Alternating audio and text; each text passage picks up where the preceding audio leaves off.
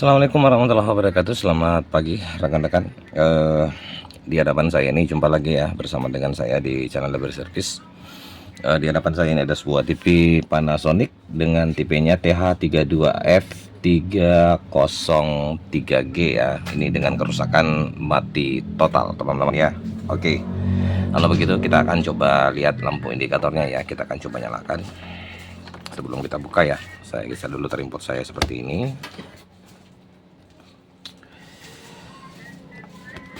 Oke, di sini ya ada lampu indikatornya ya teman-teman ya. Saya coba nyalakan TV-nya.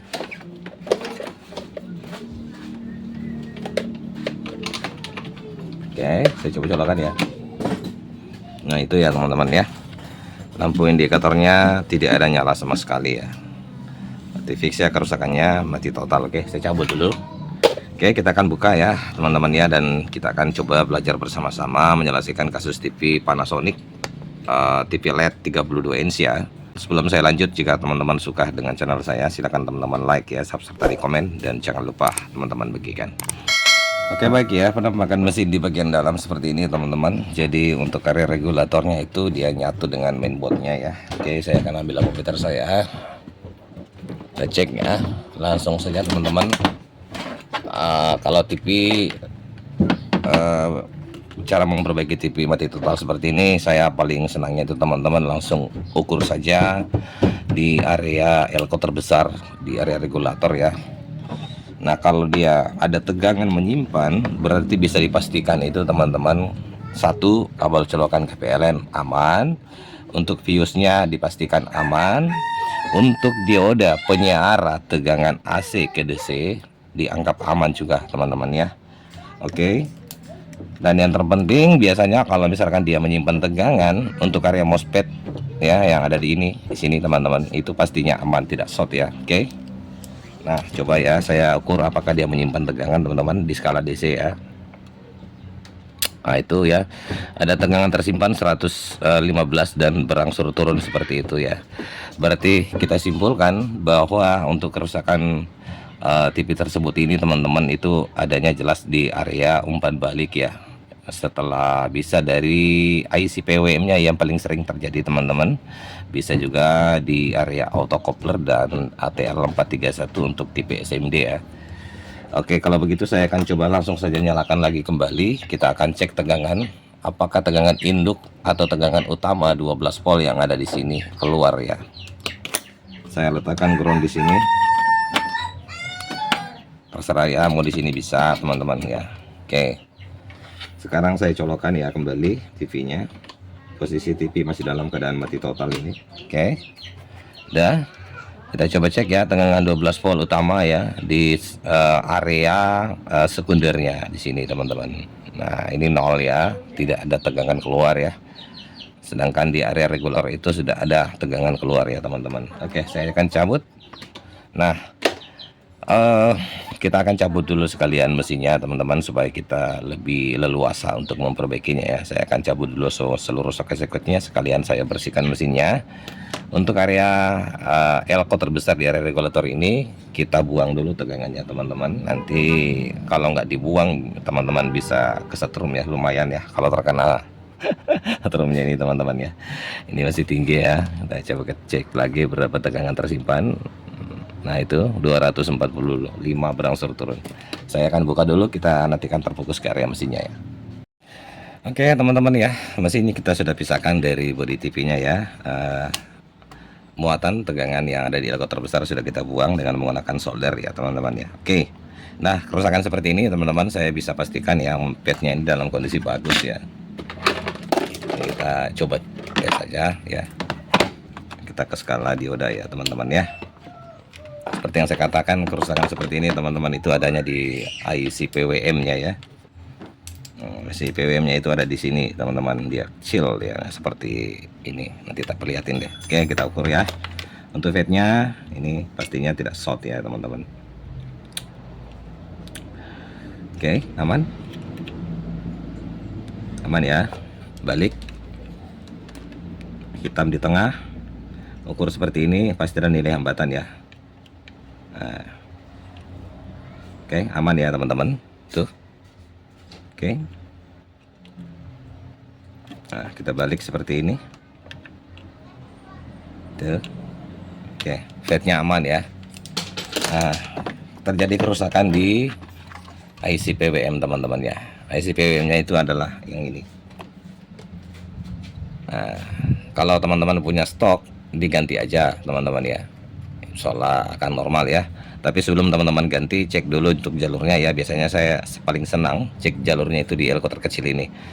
Pastikan tidak short ya. Kalau sudah tidak short, bisa teman-teman melakukan pergantian ya. Ini nomor IC-nya saya nggak terlalu perhatikan, lihat juga teman-teman ya. Nomornya terlalu kecil ya. Nih. Oke. Nah, sedangkan masalahnya sekarang teman-teman, saya tidak punya IC PWM seperti ini ya. Oke. Jadi jalan satu-satunya yang harus saya lakukan ya, tetap saya harus melakukan pergantian dengan menggunakan gacun. Cuman gacun sekarang yang saya pakai teman-teman itu agak simpel lagi ya. Gacun 4 kabel ya. Seperti ini modelnya. Oke. Nanti untuk pemasangannya saya akan perlihatkan teman-teman ya. Ini sudah lengkap di dalam ya. Dia cuma 4 kabel ya. Ini paling praktis sekali teman-teman. Dia punya tegangan outnya itu 5-24 volt ya. Nah, ini bisa teman-teman lihat ya. Adjust tegangannya ya. Cuma 4 kabel seperti ini. Kabel merahnya ini tersambung di kaki tengah fatnya ya. Kemudian hitamnya tersambung di elko terbesar regulator negatifnya.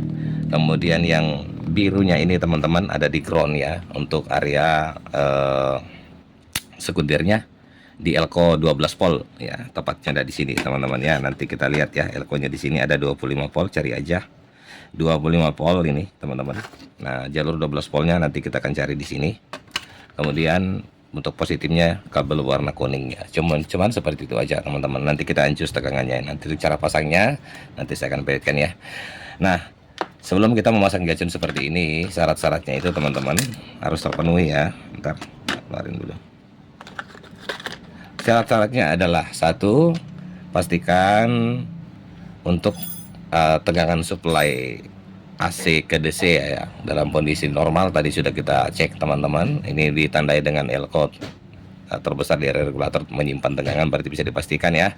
Untuk jalur tegangan AC, terus kemudian ada dioda yang berubah menjadi tegangan DC itu dalam kondisi bagus. Itu satu ya, mutlak harus bagus teman-teman ya, pastikan ya. Kemudian yang kedua, untuk area ini kan sekunder dan primernya, pastikan juga tidak ada yang jalur yang short ya, baik itu yang ke backlight maupun yang tegangan utama 12 voltnya. Seperti ini kondisinya kan sudah bagus semua teman-teman, tidak ada yang short ya. Kalau kita ukur dengan menggunakan ampermeter ini sudah oke. Untuk cara ukurnya bisa teman-teman ukur saja di kaki elko. Untuk area sekundernya bisa di dioda seperti ini pun bisa ya teman-teman. Ukur di atas ya. Oke, tidak ada yang short ya. Oke, kalau begitu syarat-syaratnya saya akan pertama membuka fatnya, kemudian saya akan buka untuk IC PWM ini teman-teman ya. Lalu kita akan pasang gacunnya nanti. Oke ya, kurang lebih pemasangannya seperti ini teman-teman ya. Setelah kita melepas IC PWM dan fatnya teman-teman ya, ini sudah kita lepas ya. Fatnya ada di sini, PWM-nya udah kita lepas. Nah, pemasangannya sudah saya pasang seperti ini, tinggal saya jelaskan ya. Merah di kaki tengah fatnya di sini, kemudian hitamnya itu di kaki negatif elko ya. Kalau teman-teman ingin tahu, untuk yang ingin belajar ya, negatif itu ada garis seperti ini ya. Oke, berarti hitamnya di sini teman-teman ya, ini kelihatan ya. Nah, kemudian langsung kita ke area ini kan primer dan sekunder ya. Nah, di sekundernya itu teman-teman cari elko yang mensuplai tegangan utama 12 volt ya teman-teman ya. Bisa di sini, ini ada elkonya yang terbaca 25 volt 680 mikrofarad ya. Oke, bisa teman-teman nyambung di sini positifnya untuk kabel warna kuning, dan negatifnya di elko pun bisa, dan saya letakkan elko untuk negatifnya di sini aja teman-teman ya. Semuanya bebas kayak kalau untuk ground ya. Oke, seperti ini. Nah, sebelum kita nyalakan teman-teman, di sini kan ada adjust tegangan ya. Jadi pastikan dulu kita turunkan ya adjust tegangannya, trimpot ini. Nih ya. Kita kasih bentok dulu teman-teman ya, ke bawah seperti ini. Nah, lalu tinggal kita nyalakan TV-nya ya. Oke. Sebentar saya ambil colokannya dulu ya. Oke ya, pemasangan untuk out tegangan yang kita mau cari 12 volt ya. Saya sepertikan ini aja teman-teman ya. Saya pasang seperti ini supaya kita mudah ya mendeteksi nanya tindi. Kita putar tripodnya. Oke. Saya akan coba nyalakan ya teman-teman. Ya. Caranya mana ini? Ya, saya coba masukkan tegangan teman-teman ya. Pastikan tripodnya sudah kita nolkan dulu ya. Oke, sudah keluar ya 3 volt. Sekarang tinggal saya adjust teman-teman, kita cari tegangan 12 volt ya.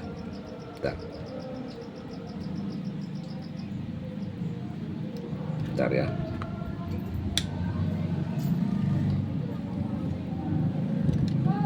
Kita putar ya.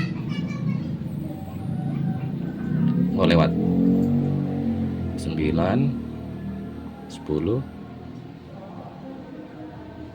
11,10.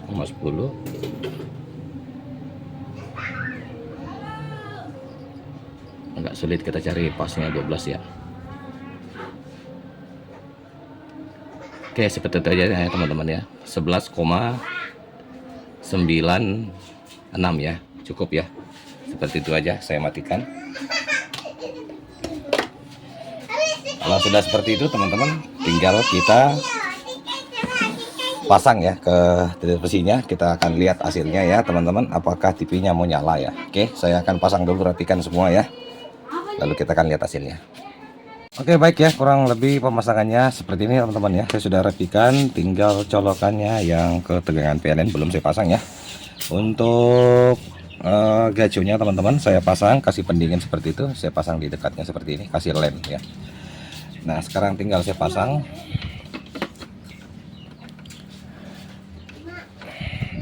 Colokan ke PLN ya. Kita ambil avometer teman-teman ya. Kita wajib mengukur tegangan outnya ya, yang tadi 11-an koma ya, anggaplah 12 ya teman-teman. Oke. Kita ambil avometer.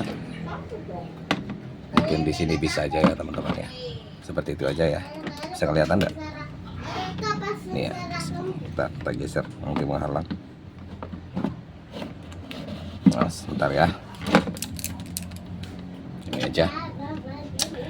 Oke, TV saya nyalakan ya.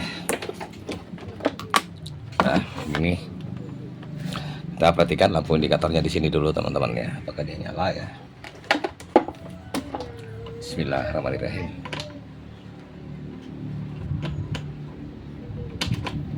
Nah, itu ya teman-teman, TV-nya lampu indikatornya nyala ya. Coba kita start ya. Nah, sudah start teman-teman. Kita ukur tegangan yang 12 volt tadi keluarannya di sini. Nah, itu naiknya dia jadi 11,89, anggaplah 11,90 ya. Oke, TV-nya sudah menyala, backlight sudah menyala juga. Saya matikan lampu di kamera saya, kita lihat tampilan di depan. Nah, itu ya teman-teman, rasternya sudah muncul ya seperti ini. Oke, cukup ya, demikian dari saya, channel Labu Service. Kalaupun cara menjelaskan saya tadi mungkin ada yang masih kurang jelas, boleh teman-teman bertanya di kolom komentar ya. Insya Allah dengan sebisa saya akan mencoba pertanyaannya. Lebih dan kurangnya mohon dimaafkan dari saya dengan ucapan wassalamualaikum warahmatullahi wabarakatuh. Sampai jumpa di tutorial selanjutnya.